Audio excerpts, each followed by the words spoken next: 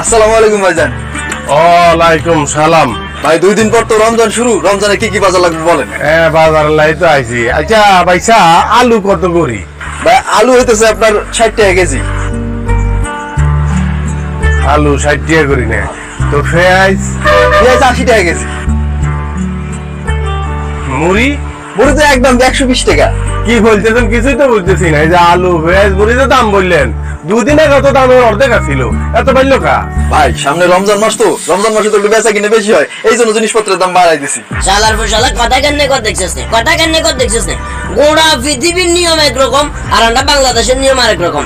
পৃথিবীর যত জায়গা আছে সব জায়গায় ধর্মীয় অনুষ্ঠানের কেন্দ্র করে জিনিসপত্রের দাম কমে, আর আমরা বাংলাদেশে জিনিসপত্রের দাম পায়। জিনিসপত্রের দাম তো না পাইলেও হয়তো।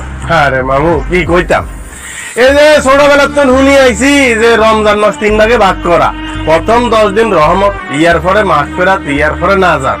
আর বাংলাদেশে রমজান মাসেও আবার 3 ভাগে ভাগ করে, জানেন না? প্রথম 10 দিন এই তো তরকারি আলা, তেল আলা, পেঁয়াজ আলা, লেবু আলা, চিনি আলা, হেতে গো। ইয়ার পরে 10 দিন হইলো কাপড় চোপড় বেচে, হেতে গো।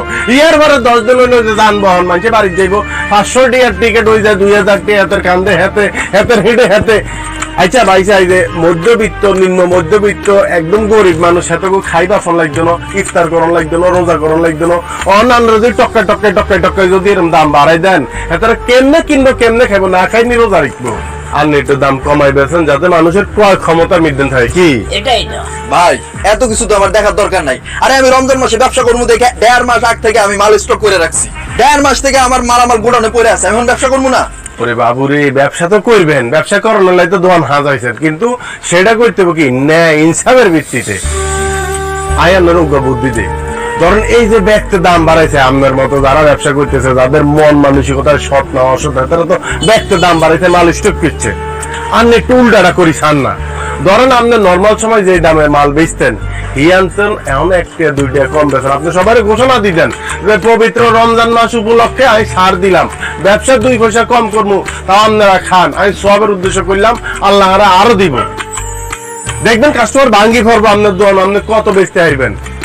ইয়ান লাভ হইব দুগা, আপনার দোকানের কাস্টমার বাড়লো, এত অল্প দামে খাইতে আপনার ব্যবসা বেশি হইলো। আর 2 ওই যে করালা, আল্লাহ আপনার উপর সন্তুষ্ট হইব। আল্লাহ কইব হেতে আর বান্দা করবে আসান করছে, আমিও হেতের বা আসান করি, আপনার ব্যবসা বরকত হইব, একটা লাভ ডালি দিব। কি মামু? এটাই তো ভাই, আপনি তো ঠিকই কইছেন, ব্যাপারটা তো এইভাবে আমি ভাইবা দেখি নাই। আমার চাচা একটু আগে বাজার করতে আইছিল, জিনিসপত্রের দাম বেশি দেখে কিছু বাজার করতে পারে নাই।